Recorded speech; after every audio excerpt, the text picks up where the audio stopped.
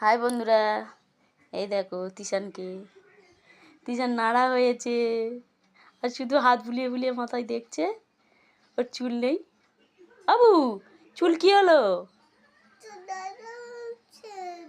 দাদা দাদা নিয়ে নিয়েছে।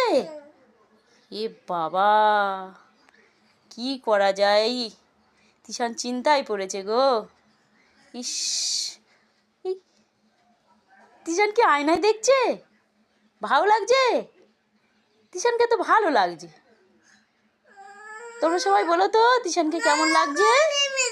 হ্যাঁ, দেবে না নাড়া করে? না ভালো লাগছে বাবাই?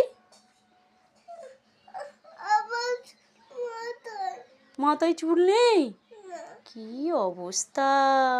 দেখি তিশানের মাথাটা। বাহ, কি সুন্দর গো, কি সুন্দর মাথা। আহ,